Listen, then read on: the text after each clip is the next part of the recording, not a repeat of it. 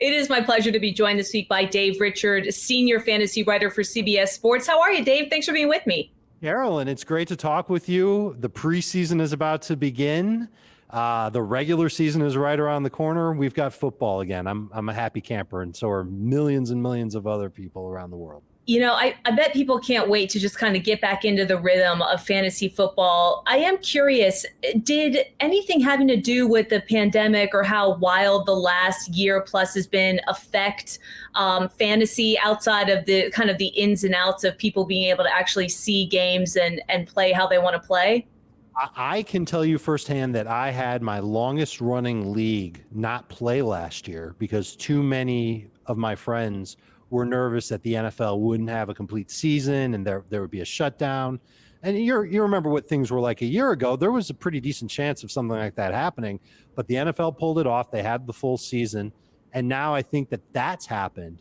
Everybody's back with fantasy football and everybody's ready to play again. So we're definitely seeing an uptick in terms of people showing interest in fantasy, watching our shows, downloading our podcasts. People are definitely all the way back into fantasy football. And may I say, it's a fantastic thing that's happening. I agree with you completely. And I think we all need a sense of normalcy. I mean, that sounds kind of redundant to even say at this point because we've been clamoring for it for so long. But just to get back to normal, I think is good for everybody.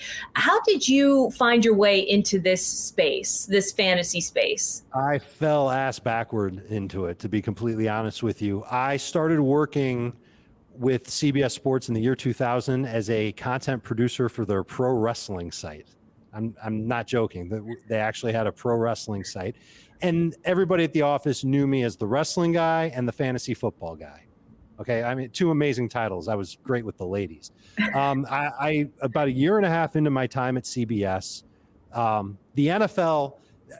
This is true. The NFL wasn't sure if the internet was going to be a thing. This is the year 2001, Carolyn, and so CBS worked with the NFL to produce their website. So NFL.com ran through CBS Sports, and I was part of the team that they moved over. I lost my wrestling title, moved full-time into football, and so started producing content for the NFL, worked a lot with guys like Gil Brandt, Marv Levy, Pat Kerwin, all the guys that did writing for the NFL, 2 decades ago, and in some cases still doing it. But I did a lot of work with that.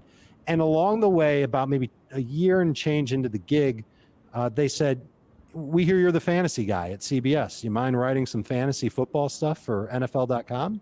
And I said, hell yeah, that sounds great. So I started writing a weekly column. I did a Sunday morning chat. I was the first guy to write about fantasy football on NFL.com. And they saw pretty quickly that there was a lot of interest in fantasy football and people wondering, hey, do I start this guy, sit this guy? You know the deal.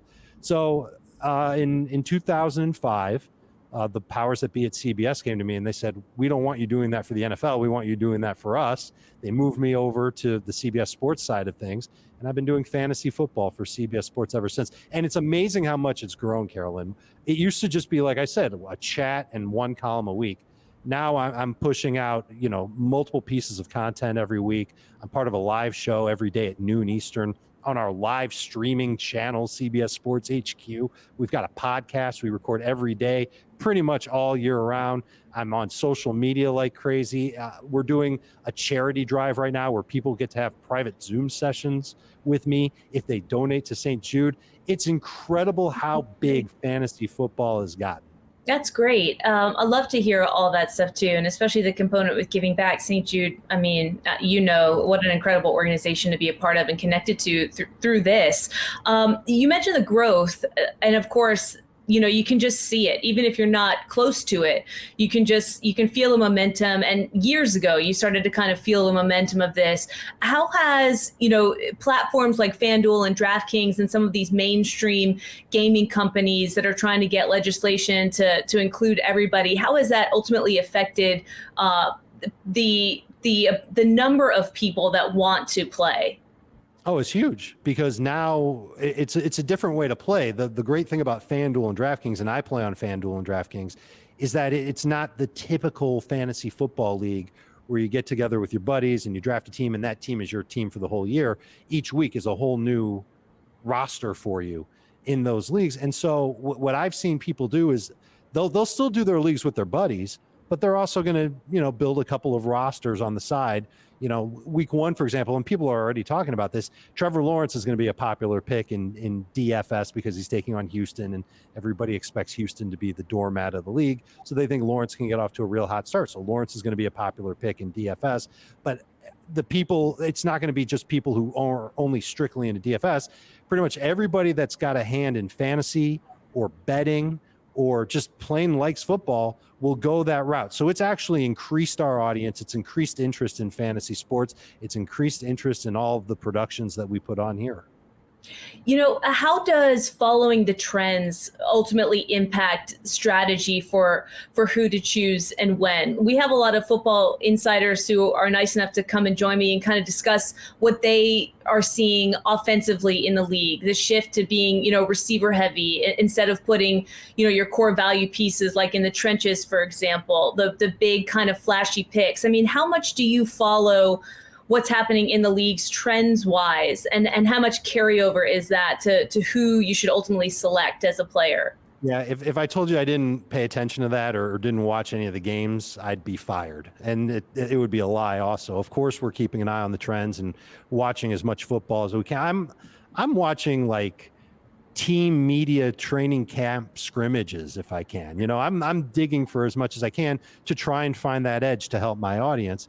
As far as the macro trends that you're talking about, you can tell that the NFL is headed toward being even more of a passing league. A lot of the offenses in this league are using spread formations, quarterback-centric offenses where they're trying to get rid of the ball quickly. That means high completion rates, lots of targets to their pass catchers, lots of yards after catch for the really good players who can do it. And those are the types of players that fantasy managers are always looking for, guys that are getting all those opportunities. It's the number one thing you want to look for when you pick a player to your team. You want a guy that's going to carry the ball 15 times a game or get 8 targets over the course of a game. And the trends say that there's going to be more and more of those guys. And it's exciting, but to a point. And the reason why I say that is because there aren't a lot of wide receivers in the league anymore that you look at and you say, they could have a monster year of, 1,600 yards and 12 touchdowns. I know Devontae Adams had a monster year last year, and we can point to Justin Jefferson. He had over 1,400 yards last year as a rookie, but there aren't a lot of those wide receivers. It felt like there used to be more of those guys back in the day because the targets were more concentrated. Now teams are starting to spread it out more. A team like Arizona, they've got DeAndre Hopkins, and last year he was awesome, but they've added other pieces to their passing game, and they run that spread type of formation. So there's a little bit of a concern about everybody in that offense getting high target from game to game to game, and there's concern about the running backs in that offense getting good carries from game to game to game. So keeping track of those trends and noticing which teams keep track of those trends is also a huge deal. There are some teams that are a little bit more old school. They don't like that spread approach. They want to lean on their running back. Tennessee's a good example of that from the past. I think they're going to continue to try and be that way, but they'll probably be a little bit more pass happy now that they have Julio Jones. It's become a lot more heavy lifting in terms of preparation for fantasy managers, Carolyn, because people are going to, they're going to have to know what type of offense every team has. That's 32 teams and 32 different types of offenses. But the diehard fantasy players, and these are the guys that are going to bet on sports, be in a bunch of fantasy leagues, in a thing called best ball leagues, which we haven't even talked about yet, and DFS. They're all over, but those are the people that will be on top of exactly what type of offense all 32 teams are running. For the really serious player who's following these trends and is fully immersed in this, like you said, have made a ton of leagues going at one time, major interest, major investment in this. I'm sure they'd love to dedicate their entire day to research, like you get the chance to do with your job. I'm sure that that's something that would appeal to a wide swath of people who love to do this. But if they can't, but they are kind of a serious player, what sort of things are they doing to get an edge? Where are they going? I mean, is it watching those press conferences? Is it following what teams are doing schematically? Like, how can either the diehard or maybe even the average player pay attention in ways that will help them get an advantage? So the diehard players that I know use algorithms to put together their lineups each week and to help them come up with the players that they want to draft each season. But the algorithms before the season are based on projections mostly. And in season, it might take them a few weeks to get enough data to where they'd feel comfortable leaning on that algorithm. But they use math. They don't watch the games. They're not watching the press conferences. They're not listening to fantasy analysts like me and the rest of the guys here. They're using computer models, and they use that modeling to help them dominate in daily fantasy and to put together teams like we talked about in seasonal leagues before the year starts. Really, it's just for DFS and for weekly prop bets where they will use that computer modeling. Do algorithms work, and what's the downside of not actually kind of feeling what's happening in the league? I would tell you that algorithms are hit and miss. I do not use them, but I'm also not a heavy DFS player. I do dabble in prop bets, but I'm not invested heavily as other people are. And the problem that I have with algorithms in football compared to basketball and baseball, for example, those sports, they're playing a lot of games. Mm-hmm. I mean, 82 games in the NBA, 162 games in Major League Baseball. There's a lot of data, and you could find the data that you're looking for and actually look at it and say, all right, this is reliable information. We're lucky if a football player plays what's now going to be 17 games in a season. And there are players who are in the league, they might have only played 8-9 games over the course of their career. How can you use a computer model to reliably project how they're going to do? It's hard to see that happen. So I understand why the computer programs work, and for a lot of people, they work very well. I also think that some of those people may set a lot of lineups and take a lot of chances in order for them to go and cash in a daily setting. And to win on prop bets, you don't necessarily need a whole algorithm system to make that happen. You just need a player to have a good game or a bad game, because you might take the under on a certain prop bet. So I think that you might have the greatest plan in the world for Amari Cooper to have 150 yards and 2 touchdowns in a game against the Giants, but if he comes up limping in the first quarter, it's all down the tubes. Yeah, no, it's a great point. I didn't think about that, how different the leagues are in terms of the volume of data that's available and what may or may not work in terms of an algorithm. But for football fans, just kind of focusing in on football as we get ready for this next season. And like we mentioned, before at the top, everybody just kind of excited for this return to normalcy.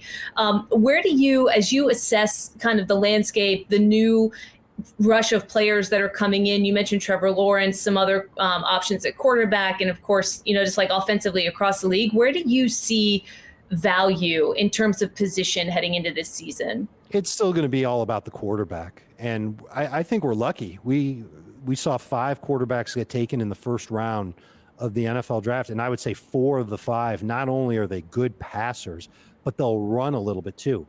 And in my world, stats are king.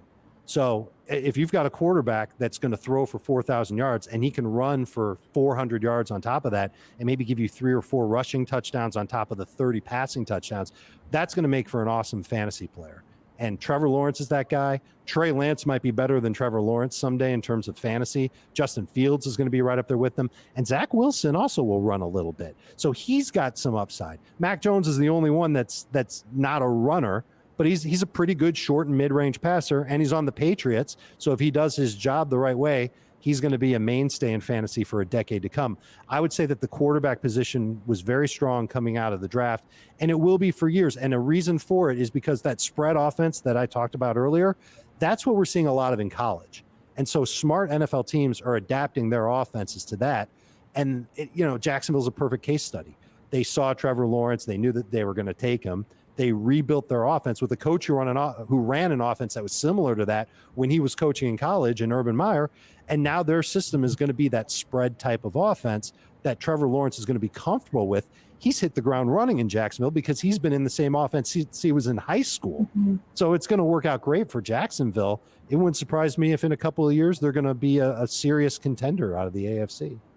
This is such an education for me because I admit, I approach this through the lens of a novice. Anytime I've played fantasy, I've just looked at whoever is available and kind of chosen the best player without giving too much thought to, what teams are doing and what the trends of the leagues are. If there's a quarterback there, obviously you take the quarterback and then kind of figure out the offensive pieces the rest of the way. But is that the right approach? I mean, if somebody's new to this and they are getting into fantasy for the first time heading into this season, I mean, like, what advice would you give, kind of a 101 for somebody who just wants to play but doesn't necessarily have a feel for some of the things that the more advanced players do? Sure. So the first thing you need to know is, what are the rules of the league?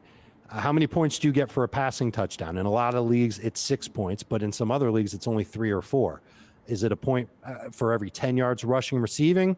Are there bonuses involved? How much is a catch worth? How much is a first down worth? What's a turnover worth? Because that might cost you a couple of fantasy points. So you need to know your league rules, and then you need to find the rankings, or at least a set of rankings that are right in line with your league rules. So let's just say, Carolyn, that you're in a 12-team league that starts 1 quarterback, 3 wide receivers, and it's PPR, a point per reception.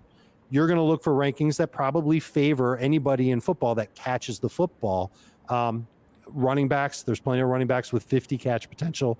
There's a lot of wide receivers with 80 to 100 catch potential. There's a few tight ends with that same type of potential. And those are going to be the players that go early. And you'll notice that I didn't say quarterback in there. And that's because I gave you 5 quarterbacks that just came into the league. Not that they're all going to be great for fantasy this year, but the NFL is really enjoying kind of a renaissance from the quarterback position. There are a lot of really good quarterbacks in the league right now, and a lot of those quarterbacks will run with the football. Think about Lamar Jackson in Baltimore. Think about Kyler Murray in Arizona. They're going to run a lot. Those stats add up because they also throw the football, and they do a pretty good job when they do that too. Those are the quarterbacks. Those are the types of quarterbacks that'll go first, but they won't go ahead of those running backs that are going to catch a lot of passes, the receivers that catch a lot of passes, and those few tight ends that catch a lot of passes. You will probably see a lot of running backs go in the first and second rounds. You'll see maybe 2 to 3 tight ends, and the rest will be wide receivers. You might see some quarterback. Like, people love Patrick Mahomes, but when the position is so deep, taking Patrick Mahomes in round 1 feels like a reach, when you might be able to get Dak Prescott in round 4, or Russell Wilson in round 6, or Tom Brady in round 7 or 8. And this happens.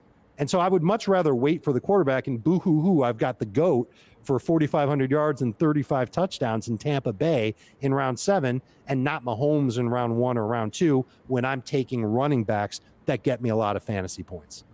You know, you mentioned Mac Jones. How much time is spent for you in the lead up to a season trying to be predictive with what guys, not just quarterbacks, but the new players in the league may or may not be able to contribute? I mean, you know, with Mac Jones, some people think that he's going to be able to contribute right away. And to your earlier point, I mean, some people think that he might be a safer play down the line as he continues to develop. How much value is there in trying to get ahead of the curve in terms of what guys may be able to produce, and how much risk is there associated with that? It's what I'm paid to do, is to figure out which guys are capable of doing that, and then which guys I should recommend to people. And Mac isn't the best example, because it seems clear that he's not going to begin the year as the starter for New England.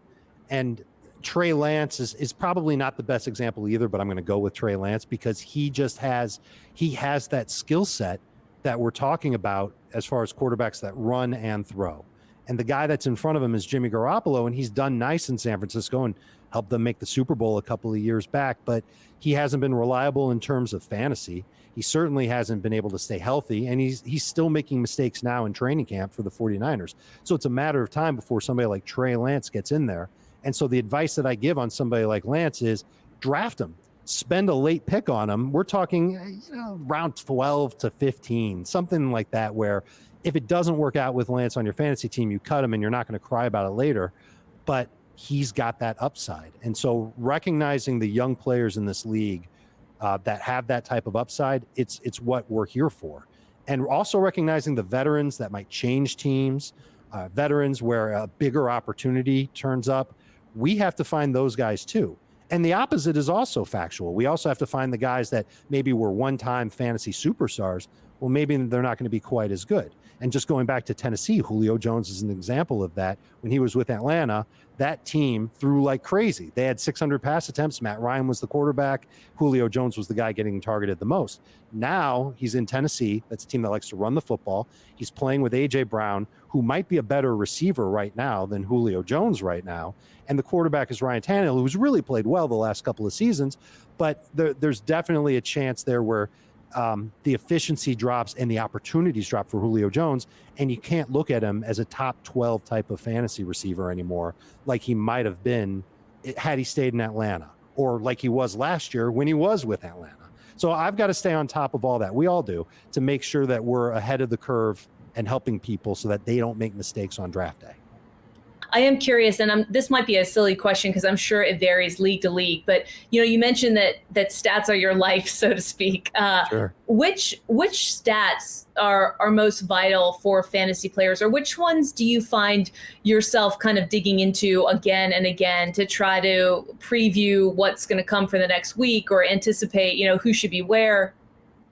That's absolutely not a silly question. That's an important question, and one that fantasy managers need to get the answer to. Opportunity is what matters the most in fantasy. You can be an average NFL player. You can be an undrafted rookie running back, but given an opportunity to be the feature back for your team, you're gold in fantasy. And that's what happened to James Robinson in Jacksonville last year. He had all those chances to run and catch the football, even for a bad Jaguars team, but he got such a huge opportunity that he was able to put up stats that helped fantasy managers out. I would say if there's a track record of consistent target getting for a pass catcher, like a receiver or tight end or a running back for that matter, that's important. I would say that a consistent track record of carries per game, maybe touches per game for running backs, that's important too. That's also important, the carries per game for quarterbacks that run. But I also like looking into tendencies of the coaches, the guys that are calling the plays, the ones that might have a track record of leaning heavily on two running backs all the time, which was kind of what Anthony Lynn's calling card was when he was with the Chargers. And it always kind of held back Austin Eckler a little bit, especially when it came to scoring touchdowns. There was always another guy in there when they had first and goal at the one, and Eckler wouldn't get that opportunity. It would be somebody else. It used to be Melvin Gordon. I understood it then. I didn't understand why it wasn't Eckler last year. Same thing in Arizona with Chase Edmonds. Edmonds has one career carry inside the 5-yard line. So finding that track record of knowing what the coaches like to do and how they like to deploy their players, that's huge. And then in season, we've got a great data point called fantasy points allowed. And it basically breaks down every team's defense by the fantasy points that they allow to each position. So there are some teams, like Carolina last year was terrible against running backs in fantasy points. They allowed a ton of fantasy points per game. You knew that your running back, whoever it was going to be awesome that week because they were playing the Carolina Panthers. And you can rely on other data points like, they rank dead last in the league in rushing yards allowed per game. They allow the most. So that's also a good point that you can make to start somebody. But the fantasy points really tell a story because it combines the catches that they allow, the yards that they allow, the touchdowns that they allow. Just before I let you go, I know you'll probably have a ton of previews coming up on CBS Sports. There's a bunch to find already. But this particular season, are there positions that you feel like have a lot of value that people should be paying attention to? Are there a couple of players that are off the beaten path that might have more value? Can you just kind of leave the viewer with some things to think about as they kind of get set for this season? Sure. So the tight end position, there are a lot of really nice tight ends around the league, but there's really only 6 tight ends that have a chance to put up numbers like a wide receiver would put up numbers. And 3 of them are names that you already know. It's Travis Kelce with the Chiefs, Darren Waller with the Raiders, George Kittle with the 49ers. Those guys are studs. Mark Andrews with the Ravens. It's a name that people pretty much know. But TJ Hawkinson with the Lions, and Kyle Pitts is a rookie tight end with Atlanta. And usually we run the other way from rookie tight ends because it takes them a while to transition. But he's going to be more of a wide receiver that people in fantasy get to use as a tight end. So there's kind of an advantage there. And if he can acclimate quickly, and I know you know who Kyle Pitts is because he's a Florida Gator, Carolyn. I know that you know who you're going to end up drafting him. He's got all kinds of upside to finish as a top 3 type of fantasy tight end. But once you're past those 6 guys that I named, there's not a lot there that you can get really excited about. There's some sleepers like Adam Troutman with the Saints, Jonnu Smith with the Patriots. Those are guys that have a chance to maybe get close to the top 6, but it's those top 6 guys that should probably finish top 6 at their position. So that's like, it's not that I'm prioritizing tight ends. I'm prioritizing those tight ends, those 6 guys on draft day. And the other guys that I'm prioritizing are running backs that catch the ball. And there's really maybe about 15 or so of those guys, and they're going to go really quick on draft day. And most of them are names like Christian McCaffrey, Dalvin Cook, Alvin Kamara. Derrick Henry belongs, even though he doesn't catch the ball. Same thing with Nick Chubb. But keep an eye out for that rookie running back in Pittsburgh, Najee Harris, who just comes into the NFL with the perfect type of pedigree. He was one of the top prospects at his position coming out of high school, went to Alabama, rocked it for the Crimson Tide, went to the Steelers. The Steelers love to give all their touches to one running back. He should be in a position to rack up in the neighborhood of 40 catches, 250 carries, tons of short yardage touchdowns, lots of yardage along the way. And he'll probably be even better next year than he is this year, just because that offensive line isn't so great in Pittsburgh this year, and they'll take another year to make it better. So he's somebody like, we have keeper leagues, Carolyn, where people can go and draft a player and then keep them for year to year to year.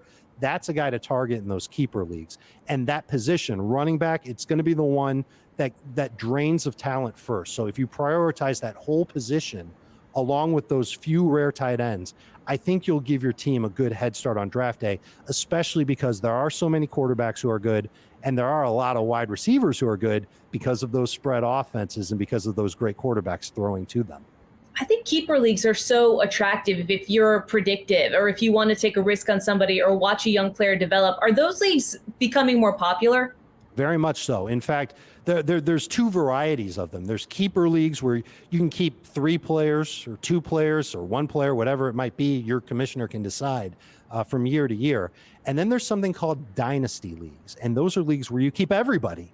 Whoever you draft, and when you start one of these dynasty leagues, they're yours forever. I've got a dynasty league that has Tom Brady on it. I've had Brady since the league started. You go ahead and you keep those players for as long as you want. You want to trade them?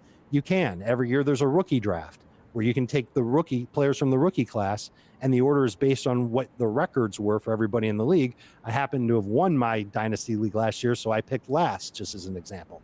So that's something that's for people who really love fantasy and really love that connection to football, and they're really proud of themselves when they recognize a player and they say, oh yeah, I knew that guy was going to be good when he was in college, and now I get to benefit from him for as long as he plays in the National Football League. You can ask anybody that has Brady on their dynasty team how happy they are when they got him on their squad way back when. Just last question for you, Dave, before I let you go. I am the kind of fantasy player that plays with my heart and not my head. If there is a Florida Gator on there, I'll go for it. If there's some question marks or a little bit of smoke, I'll go for it. Does that make me a bad fantasy player? Do you need to be ruthless? Do you need to be gutless? Do you need to be objective? You need to be objective and ruthless. Do not be gutless, because you need guts. You need guts to play fantasy football. I would tell you this. When it comes to drafting players, go with your brain, go with the guys that you think are going to help you win, because you might have fun playing fantasy football until you look in the standings at the end of the year and you see that you're 5-9 and you're not going to playoffs, and it's because you took too many Florida Gators. Mm-hmm. But it won't hurt you if at the end of your draft, you want to just have a little fun and put Tebow on your team. Maybe it's just for good luck and he's back in the league, and I'm sure you're a huge fan. It's not going to ruin your team if you put Tebow on your bench. I just don't think you'll ever start him. But yeah, it's fun to play fantasy football, but it's even more fun to beat your friends, do the trash talking, maybe win a little money on top of it, and be the champ of the league. Everybody wants to hold the trophy. Everybody wants to cash the check. It's harder to do when you put obstacles like, players. I'm taking a player from my favorite school, or I know somebody who went to high school with this guy, something like that. Those are things that'll slow you down. Mm-hmm. It's a little different when it's your last pick. Something like that. Those picks are usually dart throws anyway. Got it. Where can people find your podcast? I know they can reach you on CBSSports.com, but just real quick, kind of tell everybody where they can find a lot of your analysis as we head into football season. Okay, you can download the Fantasy Football Today podcast. Wherever you download this podcast, it's called Fantasy Football Today. And we're doing this every day during the football season. We love it. We also have a YouTube channel where you can actually watch us talk about fantasy football. And everything that I write, every show that I'm on, I tweet about it on Twitter @DaveRichard, all one word.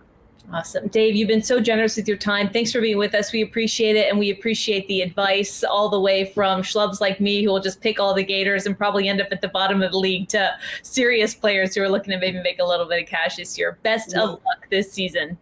Best of luck to you too. We're going to have to change that though, Carolyn. Maybe you're just going to have to play in 2 leagues. You can have your fun Florida Gator League, and then you're going to have your real serious league. Let's just make sure that the serious league is the one with all of your buddies who you just can't wait to beat for the championship. You got to win that one. That's the one. We'll stay away from some of the Gators in that league. Okay, I am going to work on it, and I will touch base with you again halfway through the season, and we can check in with my progress and see how much cash I'm losing. It's not going to be that. You're going to win. Thanks, Dave.